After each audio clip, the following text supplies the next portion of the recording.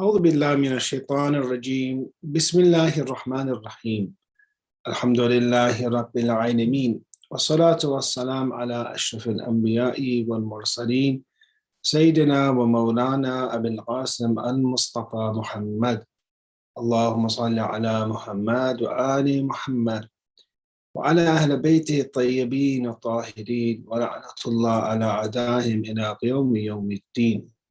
السلام على الحسين وعلى علي بن الحسين وعلى أولاد الحسين وعلى أصحاب الحسين عليهم السلام. Brothers and sisters, it is a pleasure being here. It is an honor to be at the service of the lovers and followers of Imam Hussain alayhi salam. It is truly a blessing in one of the best ways when Allah wants to guide someone. He gives them the love of Ahlul Bayt alayhim salam, the love of the family of the Prophet and the Prophet of Islam himself. And his heart goes towards these noble figures. His heart goes towards the shrine of Imam Hussain. And without even thinking, without even really much contemplation, or really without exerting too much effort, a person begins the process of reformation and reaching completion. Because the person that we are here at talking about, the martyrdom of Abi Abdullah Imam Hussain alayhi salam, is the perfect human being. And the more you connect to Imam Hussain, the more you understand about him, the more you understand about perfection, the more that you will be driven and attracted towards perfection yourself. Imam Hussain alayhi salam, his trial was a very devastating and difficult trial. But it is through these trials and tribulations that a person shows himself. And Imam Hussain alayhi salam showed the world that he is Aba Abdullah. He is the father of servitude. He is the father of ubudiyat, of being a servant of Allah. We said that we promised that we would talk about the letters of the Holy Prophet of Islam. We looked at the Holy Prophet of Islam. We look at it and we see that he has many letters. And this is a sunnah, a way of the Prophet of Islam to write letters for different nations. And Imam Hussain alayhi salam followed his grandfather. And he wrote letters because this was the main medium used to communicate and also to send a message to that person. The Prophet of Islam wrote letters throughout. When you look at books like At-Tabari, you see that he writes letters to, after the Treaty of Hudaybiyah, to the Roman Emperor or the Byzantines. He writes a letter to Khosrow, the king of Iran, or to Arma, the Negus of Abyssinia, or to the ruler of Egypt, the governor of Syria. And therefore, from the letters of the Holy Prophet, we come in conclusion, we derive things. And what we derive is that Islam is an international religion. And that when the Prophet is, for example, inviting the people, the Byzantines, the Persians, the Ethiopians, or the Egyptians towards Islam, you understand that he is not a prophet only to the Arabs, that he is a prophet to all of mankind.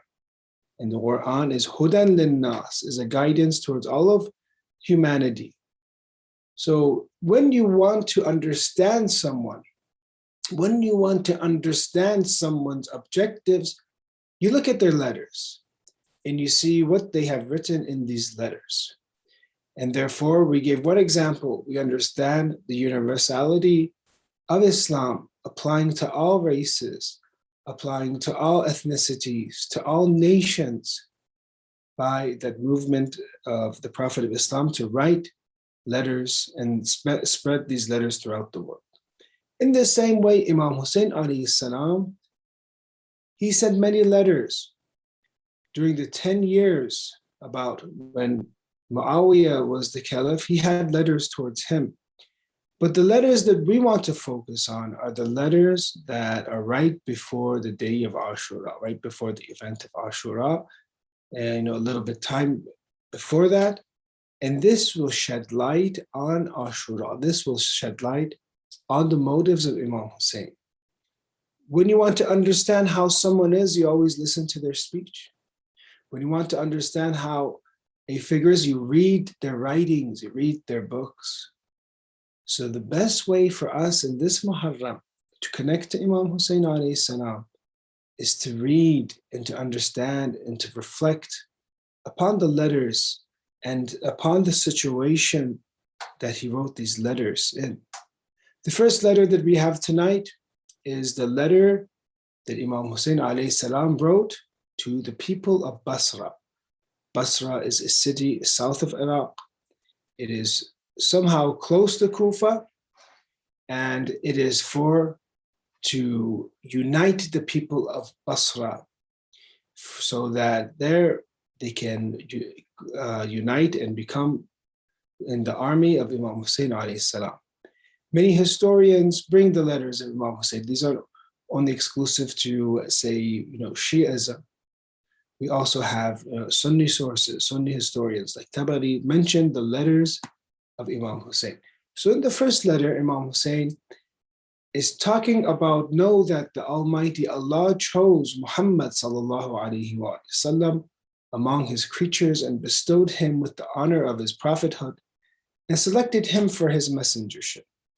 So the first part of this letter to the people of Basra and to his Sulaiman, to his representative, Sulaiman ibn Razin, he sends him, just how he sent Muslim ibn Aqil, we talked about last night, to Kufa with a letter. Also, Imam Hussain alayhi sent Sulaiman. So this letter is talking about that Allah chose Prophet Muhammad, Allahumma salli ala Muhammad wa ala Muhammad, as his prophet. After that, he called him to himself in a condition that he may dispense sincere advices to his creatures and deliver the message he was sent with. My family members were saints, successors, legatees, and the most eligible for his position, but the people considered themselves more superior to us. So Imam Hussain is shedding light on the truth that first prophethood is with Prophet Muhammad, Allahumma salli ala Muhammad wa ala. And the successors, very clearly you see in this, and this is in Tabari, that the successors are Ahlul Bayt, are the family of the Holy Prophet of Islam, because they deserve that position, because they are the highest of rank. They are those that Allah has chosen and the most eligible for this position, but the people consider themselves more superior to us. That has been the problem. People could not distinguish who is really superior, who is afdal, who is more excellent. People could not decipher correctly, so they chose others that were not superior. And this is a ruling of the aql and intellect that says this is something that is impossible. How can you choose someone that is lower, that is less superior, someone that does not have the same position, that is lower in position, upon someone that is excellent and has the highest of positions? How can you choose the lower over the higher? And therefore, and we did not object and we did not like conflicts, while we know that we were more rightful for that which they had taken for themselves. So Imam Hussain sheds light that Ali ibn Abi Talib is the first Imam to do qu'ud, to sit down, to not fight for his right. Why? Because of the political situation of the time, because of other importances of uniting the Muslims, because of other importances that factors that people have to come to the Imam to reach guidance. That the position of Imamate is different than the position of prophethood. The prophet has to do ibla. The messenger has to send a message, no matter what. You want the Shah of Iran wants to listen to it or not, the Byzantines want to listen to it or not, he has to do ibla. He's a messenger. He has to send that message. But when it comes to Imamate and to get a kamal and perfection of religion, the people have to come, just how you see the hadith, that the example of the Imam is the example of the Kaaba. You go towards the Kaaba. The Kaaba does not go towards you. You align yourselves and say, you are my Imam. You're my Imam now. I want perfection of faith. It is different than a messenger, a prophet that has to send that message. So the people have to willingly come to Ali ibn Abi Talib. They have to come to him and want a realization of Islam in their lives and a realization of Islam in society. It won't be done by force, or it won't be done in a way that if nobody wants to do it, that Allah will just force everyone. If he wanted to force everyone, he would have done it the first day from Ali ibn Abi Talib. They have to willingly come under the umbrella of Imam. So Imam Hussain is telling this that we were silent basically. But here Imam Hussain we could say now is taking a different step now. And now even though he doesn't have that following, he knows he doesn't have that following later on, he's trying to encourage to get that following, but still he has a mission and he is going to uprise. He's not going to remain silent. He was silent during the time of Muawiyah for 10 years, yes, but now he is not going to remain silent anymore. And he's going to break, that general tradition that we have of qu'ud, of having peace and being silent. I am sending my messenger to you with this letter. So Imam Hussain is saying he's sending Sulaiman. And I call you by the book of Allah and the sunnah of his messenger. And he mentions these three things that we want to talk about. One is that وَإِنَّ الْبِدْعَةَ قَدْ أُحْيِيتَ.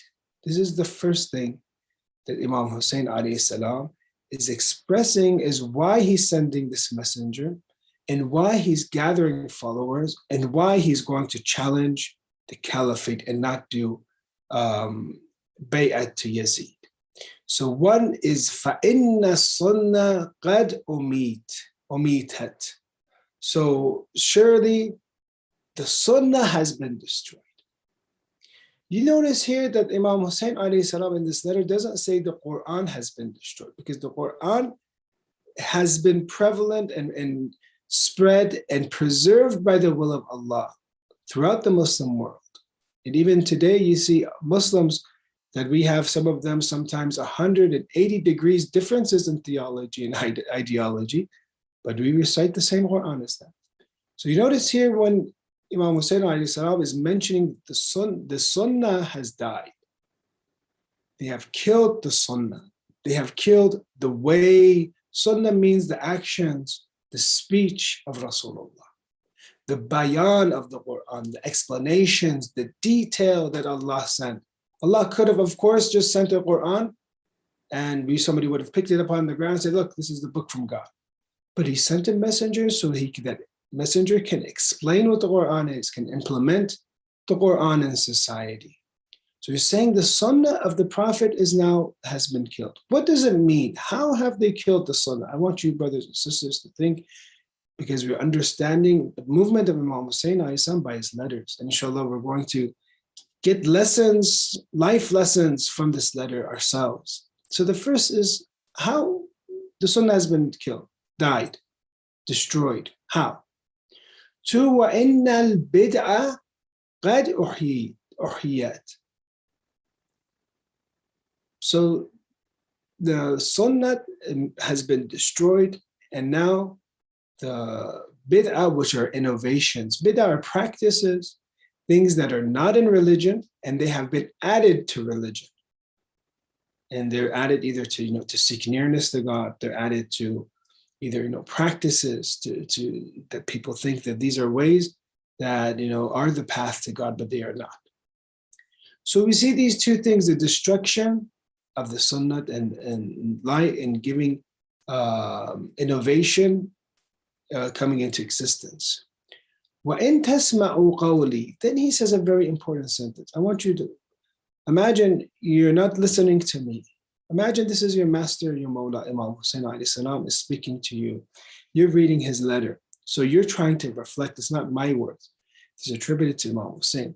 وَإِن تَسْمَعُوا قَوْلِي. So if you listen to me, وَتُطِيعُ أَمْرِي, and if you obey me, and if you act upon what I say, أَهْدِكُمْ سَبِيلَ الرَّشَادِ, I will guide you to the right path. So let's examine these three lines in this letter. When Imam Hussain alayhi salam sent Sulaim here into Basra, how the society worked back then, and how it's still, even today, you could say in a way it works, is that when you have a few members that are powerful in a tribe, if you convince them, the rest of the tribe will follow. If you do not convince them, then the rest of the tribe will not follow. So, or maybe a few people follow. So Sulaiman Razavian was sent, and unfortunately, because Ubaydullah ibn Ziyad was there, one person came and directly he understood that this is a representative of Imam Hussain alayhi salam. He directly took Sulaim, took his hands and brought him towards Ubaydullah ibn Ziyad. There, Ubaydullah ibn Ziyad quickly kills him and martyrs Sulaiman. So we have one of the first ambassadors of Imam Hussain alayhi salam to Basra become martyred. So now we look at how was the Sunnah destroyed? Brothers and sisters, when you want to study the movement of Imam Hussain, you want to say what happened that Imam Hussain fought such odds. At the end, he has knowledge that he's going to be martyred. But knowledge is not a cause, right? Knowledge is not a cause. A cause has its own factors, and we have to analyze the revolution of Imam Hussain, the movement of Imam Hussain. He knew he was going to be martyred, obviously. I mean, we talked about it last night, that the prophets from Prophet Adam alayhi salam knew that Imam Hussain was going to be martyred. Rasulullah knew that when Imam Hussain alayhi salam was born, that his grandson was going to be martyred. But what is the cause? The cause is that there has been tahrif, there has been alteration in religion. And again, I emphasize, not in the actual Quran, there has been alteration. There has been alteration in the Sunnah. The Sunnah has been killed, has been destroyed, you could say. When you look at previous and foretold hadith, you understand that from these hadith, that the Prophet of Islam gave major warnings that deen and religion was going to be altered from Shia sources and Sunni sources. Look at this hadith in Kamaluddin. كل ما كان في الأمم السالفة يكون في هذه الأمة مثل حذو النعل بالنعل والقذة بالقذة. Everything that happened to the other previous nations, and we could say in terms of alteration, what happened to the other nations. Just like a pair of horseshoes are like each other, and one arrow is like another arrow, that nation is like other nations. Islam, the nation and the ummah of Islam, they're going to be following exactly what happened to Jews and Christians, you could say. Or Sunni sources you have these hadith, you, my nation, you follow the practices of the ancients, and you will go inch by inch and cubit by cubit, the ways the ancients traveled. If they went 1 inch, you will go also 1 inch. And if they went 1 cubit, you also go 1 cubit, to the point that if one of them had entered a lizard's hole, you will also enter that lizard's hole. The followers questions, do you mean the Jews and Christians when they mentions the ancients? Will we be like the Jews and Christians? Will we do as they say? The Holy Prophet replied, then who do I speak of? So he's saying that just how Jews and Christians, their religion was changed, the same practice will happen to you. The same things will happen. Again, I said the Quran will not be changed, of course. And obviously we saw the Quran was not changed. But you see that there was the alteration in the hadith of the Prophet, alterations in the sunnah of the Prophet of Islam. There was a command not to transcribe hadith. There's 100 years that the Ummah of Islam was separated from writing hadith of the Prophet. Each saying of the Holy Prophet should be written in gold. But you see from the first, and Dhahabi mentions from the first caliph, he says that he prohibited transcribing hadith. The second caliph prohibited transcribing hadith. For 100 years to Umar ibn Abdul Aziz, the sayings of the Prophet were either controlled or were prohibited to be transcribed. So look at, for example, some of these sayings in Tadhakkur al-Hafaz. You relate the Prophet's hadith and certainly you disagree on certain points with one another. And in the future, you will find more of these points of disagreement. It is for certain that the general public will have even more differences of opinion. As such, you should relate nothing from the Prophet, the first caliph says. You should relate nothing from the Prophet. Tell anyone who asks you that there is the Quran amongst us, and to see its allowances as lawful and its prohibition as unlawful. Shamsuddin al-Dhahabi, Tadhakkur al-Hafaz. So you see the first caliph saying, do not narrate the hadith anymore. Whatever the Prophet has just passed away, do not narrate the hadith anymore. Or you see the story of Gharazat ibn Kabab, we see here, a Ka'b. One of the Prophet's companions relate another event. It says when Umar was sending us towards the government of the Arab, so he said, people asked, relate some hadith for us. Relate some hadith. Okay, we have the Quran. Let's hear what the Prophet had to say. And Gharazat replied, Umar has prohibited us. We cannot narrate hadith. In Ibn Majah, in different sources, it's again Tadhakkur al-Hafaz, or sometimes imprisoning the narrators of hadith. Umar imprisoned 3 of the Prophet's companions, Ibn Mas'ud, Abu Darda, and Abu Mas'ud Ansari in Medina, proclaimed that their crime was narrating the Prophet's hadith too frequently. He then said, you have excessively related the hadiths of the Holy Prophet. Dhahabi, Tadhakkur al-Hafaz, narrations. You even have in Tabaqat, for example, in other books, the burning of hadith, the burning of the hadith of the Holy Prophet of Islam. So I ask you this question, what happens to Islam when you prohibit the hadith, when you don't allow the hadith to be said, when you censor out the hadith of the Holy Prophet for 100 years, the most important? You are separating society from the most important teachings that they could get. And one of the reasons we believe that there was this prohibition in transcribing hadith was because of the fada'il of Ahlul Bayt, was because of the virtues of Ahlul Bayt. So that these new countries that were being incorporated in Islam, they wouldn't know who they are. They would just be raised with the Quran, and without those specific hadith, you don't know which verses are referring to who. So Islam is going to be devastated. The practices, obviously, when you look in Salat, we have 17 units of prayer a day. It doesn't say in the Quran how to perform your Salat. It doesn't say this. It says, talks about Salat, but doesn't give you the exact rulings. If the Quran was going to be a book of only rulings, it wouldn't only be one volume. It would be like our hadith books, and we have 110 volumes of Bihar. It would be a 110 volume book that nobody would read. So therefore, the practices, the wajibat, the obligations, the acts of worship, these are now all going to be lost. You even have in Sunni sources that some of the companions would cry, and they would say, why are you crying? And say, nothing was more obvious for us than Salat. I swear by God, you have ruined Salat. So Ahlul Bayt alayhi salam, Imam Hussain alayhi salam, is coming in this letter. He's saying that the Sunnah has not been practiced. So of course, one of the main hadith that we have is Man kuntu mawla fa aliyun mawla. Whoever I am is mawla, and holder of authority. Leader, Ali is his mawla.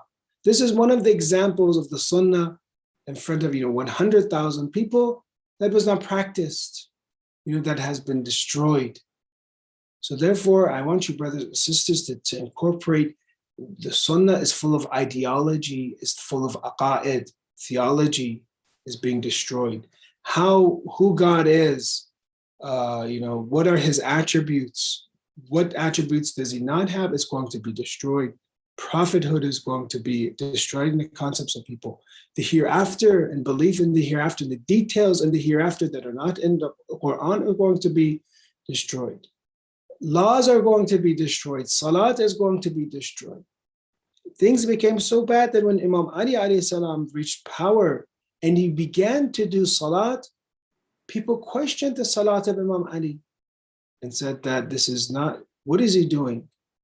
That's so separate, and until a few members and many people in the Battle of Badr, being in the Battle of Badr was a very prestigious, thing to talk about. They mentioned that this is, Hada Salatul Nabi, this is the Salat of the Prophet. So Hajj, you're talking about acts of worship, the Sunnah has been changed. Then second of all, Bid'ah has happened. When you separate the Sunnah of the Prophet, someone has to explain something. Somebody has to explain the Quran. You see Ka'bul Ahbar, you see Judaism, Christianity, Tamim al-Dari, people that begin to explain Jewish and Christian beliefs inside Islam, giving stories from Christianity and Judaism inside Islam. So the reason for saying this is to explain the circumstances why Imam Hussain alayhi salam rose. And now it's going to get much worse because Yazid now is the caliph and he has he doesn't hesitate about, doing something that he wants. He'll choose his own nafs over, anything else. And regardless if it's going to be from allowing, drinking alcohol or different practices that he had that were haram, he's not going to withhold these things. He's going to destroy Islam. So you see in this letter that Imam Hussain alayhi salam is mentioning a few reasons why he's going to uprise, why he's sending Sulaiman Abarazin to Basra. Then finally, you see at the end, Imam Hussain alayhi salam in this letter talks about the purpose of Imamah. And he tells people this, and he's telling us now that if you obey me, if you listen to my speech, if you obey me, I will guide you, towards the path of guidance. And brothers and sisters, this is for us. The path is very clear.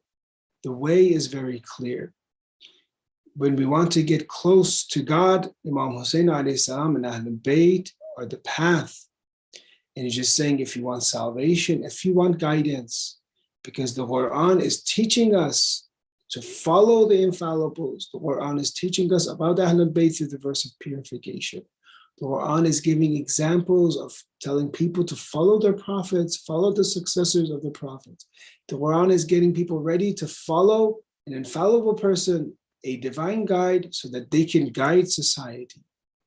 So Imam Hussain alayhi salam is the path of guidance. He is the way, he is Misbahul Huda. He is the lantern of guidance. He is Safinatul Najah. He is the ship of salvation. And he is telling them, listen and follow me. This is the path. Do you want to be guided? Do you want to go on the right path? Do you want to reach God with dignity and honor? Follow me. Follow my movement. Because the worst sin is to fight against the divine guide, fight against Imam Hussain.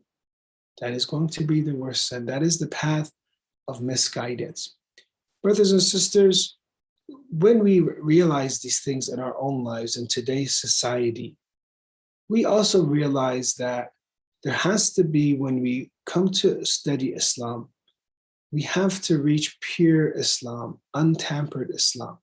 We have to strive as much as we can to try to take Islam and learn Islam just as how it is, just as how the Prophet of Islam taught and how the Imams taught.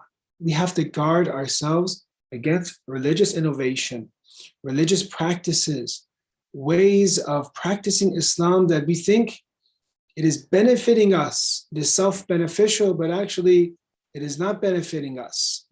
One of the scholars, one of my friends, was talking about a person that comes to the store to someone and says, he has a canister And he says that he wants to put hot water in it. You put hot water in a thermostat, say, to protect it. In the same thermostat later on, he also puts ice, because if you put ice in a thermostat, it will keep it cool. Thermos. So a thermos. So he puts ice in it, and he puts boiling water in the same thermos. Not knowing, that simple person, that the hotness of the hot water is going to melt away the ice of the ice, and the coolness of the ice is going to neutralize it. Sometimes this is the way that we practice Islam. We take two things that are actually contradiction, that don't work together, and we think that we'll get a result. At the end, you're just annihilating and destroying the result. We'll do ziyarat, we'll go to visit the imams, but at the same time, we'll either bother somebody, we'll either curse somebody out, or we'll slander somebody and ruin the honor of somebody during that trip, or your family members, and get them so upset that it's as if that ice that you had, or that hot water, you neutralize it. So we have to be careful of the way that we practice our religion. We are looking for an effect. Islam is very powerful. Islam is life-changing. You see, the example of Imam Hussain is the story of companions that were Yazidi, like Hur, that through one interaction with Imam Hussain, and Imam Hussain saying something to him that woke him up, that later on, when you do salam to the companions of the Imam, when Imam Sadiq says salams to the companions of the Imam, he's incorporating Hur. A Yazidi, 1 second, someone that obviously people know how bad evil Yazid is, and to be part of his army, and to have a high rank in his army, in 1 second, one meeting with Imam Hussain, he becomes guided. Why? Because we understand that this is the way that Imam Hussain alayhi salam, he is the path of guidance. He can guide someone immediately, as long as you stay away from innovation, stay away from trying to practice Islam in your own way, trying to keep things, unfortunately, and I'm telling myself, things that are haram. You try to keep those, and you try to, do wajibat at the same time, do mustahabat a lot of time. Many people we have in our societies, they're always doing mustahab things, but sometimes they don't focus on removing those haram things. So Islam, I said, is powerful. It changes. Islam changes Hur into becoming a companion of Imam Hussain within seconds, within minutes. So why don't we see, after we cry for Imam Hussain, we do ziyarah to Imam Hussain, how come we as followers of Ahlul Bayt are so separate than the companions of Imam Hussain? I'm talking to myself. How come still our Imam of the age has not come back, even though we understand that being Hussaini is a fundamental part in developing spiritually the Shia? It is because we have added innovation to our religion, because we haven't understood religion from its pure source and have acted upon religion. If we truly have taqwa, and that means you look at everything that is a sin, everything that is a command of God, and fulfill it, and you do this with fighting against your nafs, fighting against your desires, because it's hard. Very many times we will be challenged. But if we don't do that, it's going to be like that thermos. That is going to be an ineffective azah for Imam Hussain. It's going to be an azah that will not separate us from corruption, will not separate us from munkar and fahsha. And therefore, we won't realize, we won't have any benefit. And how the traditions from the Prophet has that Islam will remain, but only the name will remain. Those real meanings of Islam, the real meanings of those terminologies that the Prophet of Islam brought to us. Salat, for example. It will just be an external thing that we're doing. You just look at us, it will just be prostration and bowing. But in it, there's not going to be much. And then you compare yourself. Many years, I compare myself. Many years I've been doing salat. What is the difference between me and others? After, for a few weeks, you go to the gym, you see results. but we cry for Imam Hussain. We do one of the afdal, best acts of worship of doing ta'zeem sha'air, of honoring the symbols of God. But at the end, we don't see those results, is because we are not, as we have in this letter, we are not practicing Islam and receiving Islam exactly how it is and practicing it. And we're adding religious innovation, and therefore we are not guided.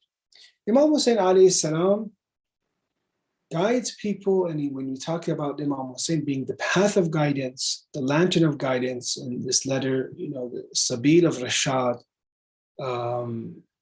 you see that Imam Hussain grabs the hands of many people. Many people can swear that whatever they have from religion is from Imam Hussain. He guides them. Many people remember Imam Hussain alayhi salam, and it's through this crying and tears, these emotions that we spent for Imam Hussain, they see an inner revolution, change inside themselves. I want for us to be more, cautious, and to be a little bit more observant on whose majlis are we participating in. To show that Imam Hussain alayhi salam, his actions were full of guidance. He is Sabil al-Rashad. He is the path of guidance through speech, through action, and through metaphysically guiding people. One of the ways that Imam Hussain would guide people would be through his muhabbat and love that he would have, through love and affection and compassion. Whoever came to know Ahlul Bayt alayhim salam, they'll see they're the most kindest of people, the most compassionate of people. I'm going to give you a story at the end from Manaqib Ali Abi Talib, volume 4, page 75, that one day Imam Hussain alayhi salam is narrated to be crossing a path, and he sees a young person feeding a dog. And he asks him, why are you doing this? Why are you feeding this dog? That person answers and says that I am upset.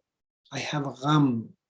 I have, you could say, depressed in a way. I have, I'm upset. So therefore, I want to become happy. I'm unhappy, you could say. I want to become happy by basically making this animal happy. If he becomes happy, if I do good to this animal, maybe God will take away my gham, maybe God will take away my grief. So Imam Hussain alayhi salam, he asks and inquires about his grief. Why are you grieved? What's going on? He's trying to help him. He says, because I am a slave. I'm a slave of this Jewish family, of this Jewish person. So Imam Hussain alayhi salam is very compassionate, more compassionate than you can absolutely think. He comes, he takes the slave, and he goes towards the owners. Because Imam Hussain saw that action. He saw that, look, he's feeding this animal. We have it actually in Islam, we have many traditions. If you look at sections about how to treat animals, how to be compassionate with animals, not to hit them, especially with the racing, and sometimes they hit them very hard. How to be kind with them and make sure they have enough to eat, even when you exit the animal, you leave the animal, that it can graze, somewhere nice. We have many hadith about being compassionate with animals. So Imam Hussain saw this person being compassionate with this animal and thinking that he's going to get his grief removed from removing the grief of an animal, which is something good. So he comes and talks to the owners and the owners of the slave, and he takes 200 dinars and he gives it to them. It says that, I have purchased the slave from you, and, free him.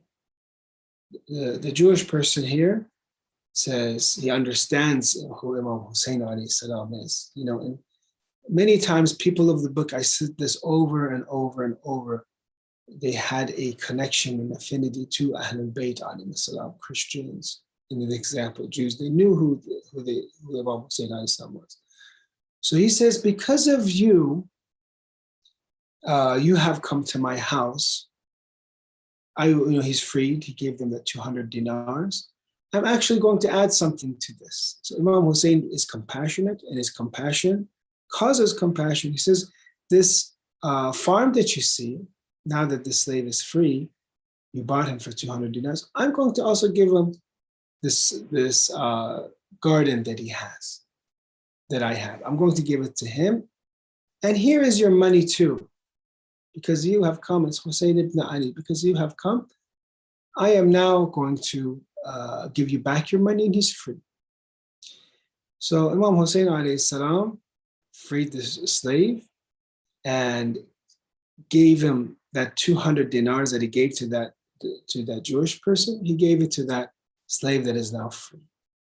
When the wife of this Jewish person heard and saw what Imam Hussain did, that he just would come just to free a slave with 200 dinars. Sometimes you see acts of compassion when someone is sincere, and it changes your heart, and you want to be the same thing. The wife was changed. And as I said, Imam Hussain is the path of guidance, is the lantern of guidance. He guides people through compassion. He guides people through love. That this Jewish wife now says, I am a Muslim now. They see good. They see the benevolence of Imam Hussain alayhi salam. It says, actually, my mahr, my dowry is also, I forgive it to my husband too. He doesn't owe me. Some cultures, when you get married, either they pay the dowry up front or they pay later. That debt that he has with me, I forgive that too. I don't have any debt. I am now a Muslim. Then the Jewish man says, I am a Muslim now. And this home that you see that I live in is yours, to you, my wife. So Imam Hussain causes a chain of reactions in Manaqib Ali Abi Talib of love, from caring about one person. Why did it start? That person did one good deed. He did something good. That's why we have in traditions, when you want to do ziyarat or when you want to do dua, do something good first. Then Allah will answer your dua. Sometimes, give some sadaqah, do something first, and then ask. So this person did something very small, but sincere compassion. He fed an animal, and he believed that he's removing the grief from an animal. Maybe Allah will remove my grief. Imam Hussain saw this, and he bought it. He bought it, and he caused this chain of reaction of love, and that this person was freed, slave was freed. He got 200 dinars. He got this garden.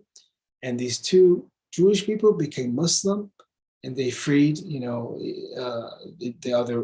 husband gave the house to the wife, and the wife forgave her dowry. So this is how Imam Hussain alayhi salam, this is our master, this is our leader, the leader of compassion and love, that you see whoever goes to his shrine, whoever goes to the shrine of Imam Hussain will not come back empty-handed.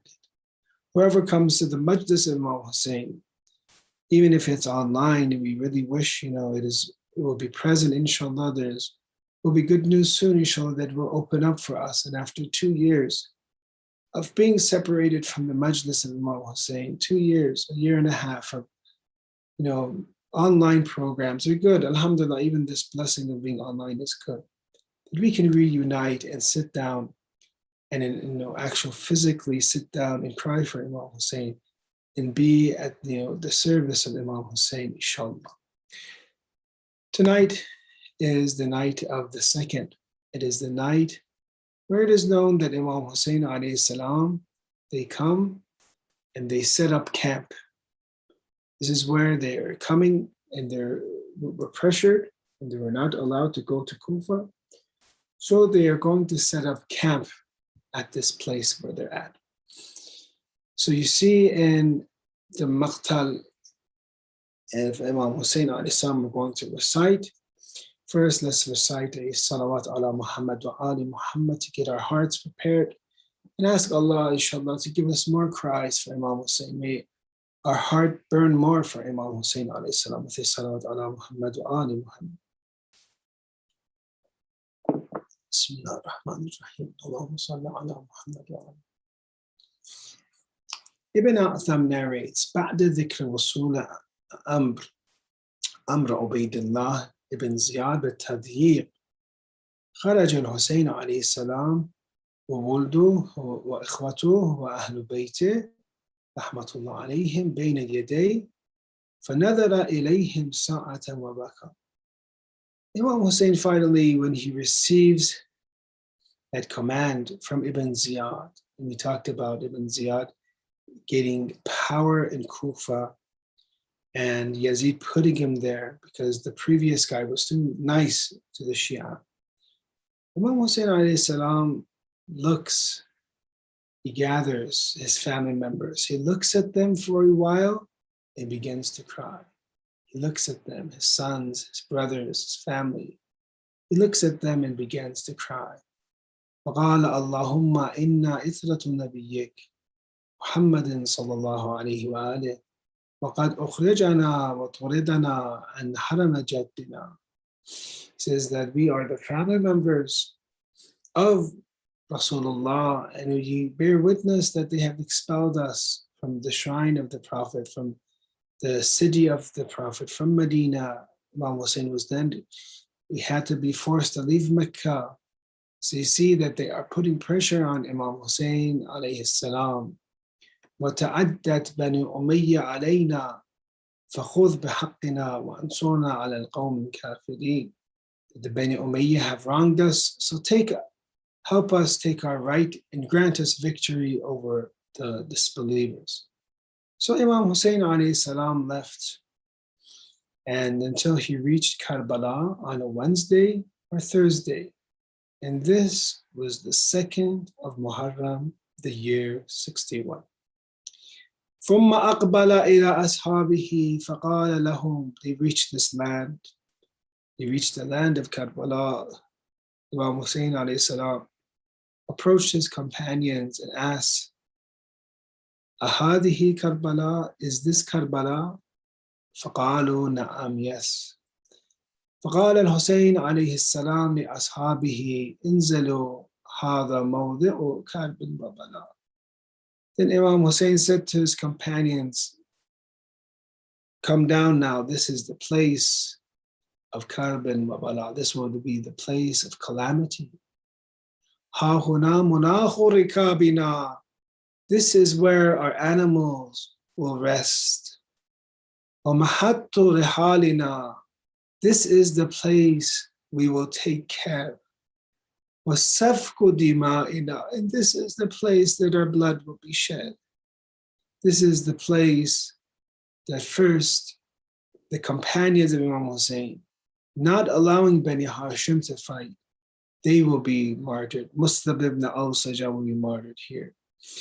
Zuhair will be martyred here.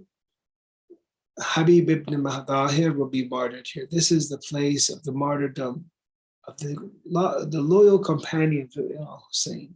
This is the place where Imam Hussain alayhi salam will give farewell to his son Ali Akbar, the Jihad Akbar of Imam Hussain alayhi salam.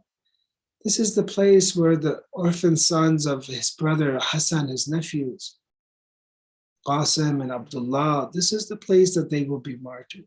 This is the place where Imam Hussein's infant son, how tiny is and fragile is the neck of the infant of Imam Hussain. In the blood of Ali Asghar, this is the place where the blood of the six-month-year-old infant Imam Hussain alayhi salam will be spilled. Imam Hussain sees all of this. He isn't the Imam.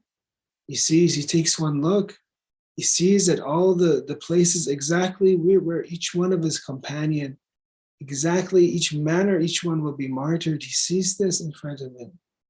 And he has this much patience. He has this much shukr of God, of thanking Allah. They say, what is the name of this place? Some say Taf, Qadariya, Nainawa. It is also called Karbala. We say salam to Karbala, salam to the land of Karbala. Tonight, Imam will say, you have entered Karbala. You have come to Karbala yourself. Imam will say, finally, this soil, this land, and you are united now.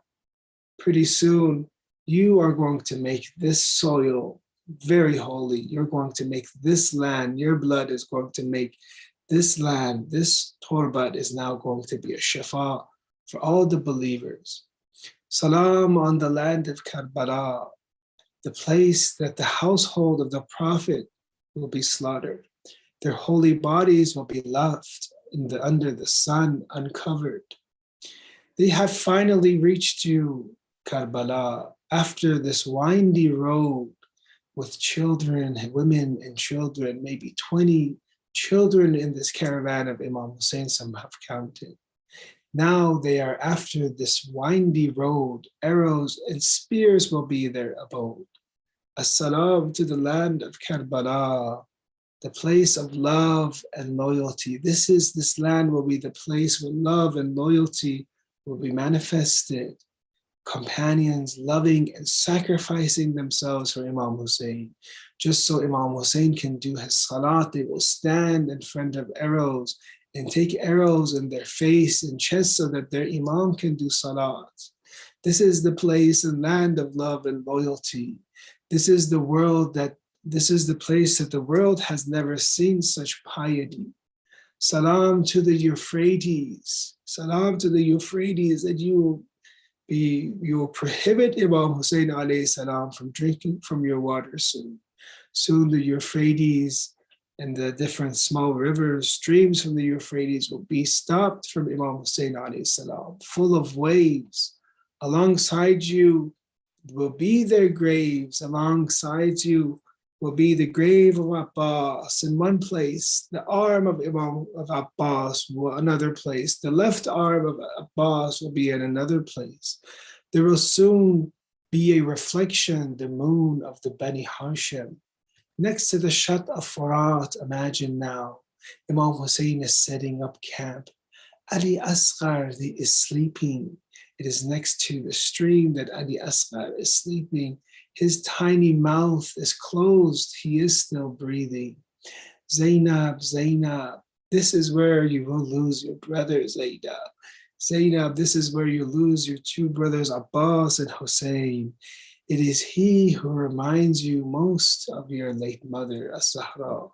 Sallallahu alayka ya Aba Abdullah, Sallallahu alayka ya Aba Abdullah, Sallallahu alayka ya Aba Abdullah. Ya Allah, we ask you, because the honor of Imam Hussain, the camp of Imam Hussain, the tents that they set up tonight, Imam Hussain set up, we ask you, inshallah, to give us pure religion, unaltered, pure religion, inshallah. Separate us from innovations and practices of religion that are not fruitful, that will not cause any effect for us. Give us, inshallah, in Islam, that will cause humbleness of the hearts, that will change us, inshallah, and make us the best of people. Ya Allah, make us, inshallah, loyal to our Imam of the age and expedite his return. Ya Allah, many people are sick now. Give them shafa, inshallah, because of Imam Hussain alayhi salam. Give them shafa and cure, inshallah, immediately. Ya Allah, we ask you of the marhumeen, those that have passed away. Give them, inshallah, thawab of this majlis. Allah, expedite the return of our Imam of the age with the salawat ala Muhammad wa ali Muhammad. Allahumma salli ala Muhammad, ali Muhammad, wa ajil farajah.